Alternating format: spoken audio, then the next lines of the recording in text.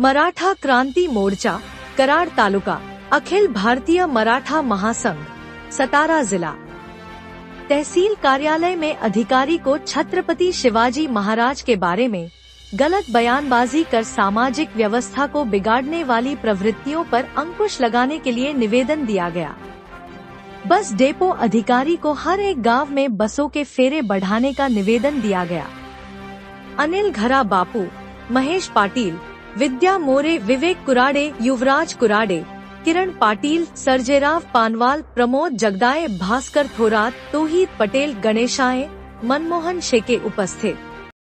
एकही दिवस बंद गाडी राहत नाही, पण एखादी गाडी नामोशी झाली, आज झाली तर ती उद्या निघते। त्यामुळे बंद गाडी माझ्याकडे नाहीच आहे। गाडीमध्ये कोणताही विषय होण्याचा हे नाहीये, त्याच्यासाठी आपण पोलीस स्टेशनला पत्र दिलंय, त्याच्यासाठी आपण तहसीलदारांशी बोलणं झालेलं आहे की असं असं आहे। पोलीस पण आता यायला सुरुवात झाली। माननीय आमदारांनी सुद्धा ह्याची आपल्या बस स्थानकाला भेट दिली आणि त्यांनी त्यांच्या बाईकमध्ये पण पोलीस 24 तास इथं उपलब्ध राहण्याबाबत त्यांना सूचना दिल्या। शेतकरी संघटना, बळीराजा असेल, बापूंची संघटना असेल, सर्वांनी मिळून डेपो मॅनेजर आमच्या मॅडमना आज या ठिकाणी आम्ही गांधीगिरी पद्धतीनं आज लेखी निवेदन दिलेलं आहे। आणि लवकरात लवकर मुलींच्या शाळेची गैरसोय, पोरांच्या शाळेची गैरसोय होत्या की जवळजवळ 30 दिवसाचा एसटीचा पास असतो। 30 दिवसापैकी 20 दिवस चालत येते, तर 5 दिवस वडापनं घरातल्यांच्या नातेवाईकाच्या गाडीवनं आणि उन्हातानातनं पुरी मुलं, म्हातारी माणसं, वयोवृद्ध लोक चालत येतात। कराड हे यशवंतराव चव्हाणांचं गाव म्हणून ओळखलं जाते। कराड हे भारत देशामध्ये सुसंस्कृत नदींचा संगम असणारं गाव म्हणून ओळखलं जाते। ऐतिहासिक गाव आहे। सातारा जिल्ह्यातील छत्रपती शिवाजींच्या मावळ्यांचं हे कराड शहर आहे आणि विद्यानगरी महत्वाचं आता नवीन डेव्हलपमेंट झाले। पुण्याच्या नंतर जर महाराष्ट्रात नाव घेतलं जातं तर कराडचं। कराड ही विद्यानगरी आहे। पहिलेपासून अंगणवाडीपासून कॉलेजची MBBS होण्याच्या पर्यंतचे सगळे कॉलेजची मुलं कराडमध्ये येतात।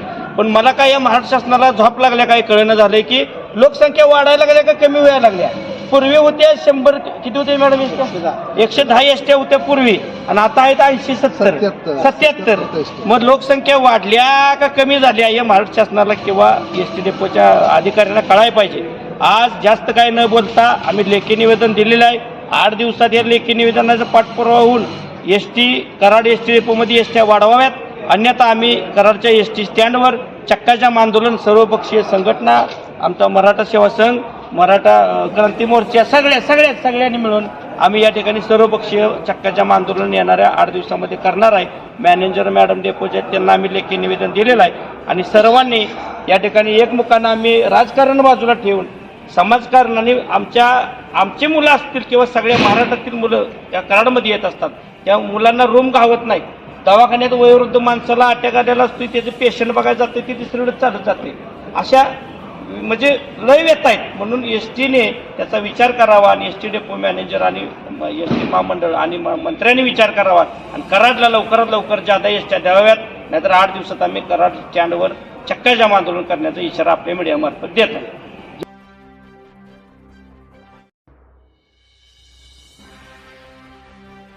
शिवराय, आज प्रशांत कोरटकर व जो राहुल सोलापूरकर यांनी जे छत्रपतींच्या बाबतीत वक्तव्य केले त्याचा निषेध व्यक्त करण्याकरता मराठा महासंघ यांच्या वतीनं व मराठा क्रांती मोर्चा तसंच सरपंच परिषद काही कारणास्तव वेळेत बदल झाल्यामुळं थोडासा गोंधळ उडला आणि लोकांपर्यंत हा मेसेज पोचला नाही। आज खरं वास्तविक संतोष देशमुख, कैलासवासी संतोष देशमुख यांची जी हत्या झाली, त्यांच्या आरोपींना जे VIP ट्रीटमेंट जेलमध्ये दिलं जातं आहे ते बंद होण्याकरता आणि त्यांचं जेल बदलून येरवडा किंवा कळंबा त्या ठिकाणी त्या आरोपींना पाठवावं ही आमची विनंती।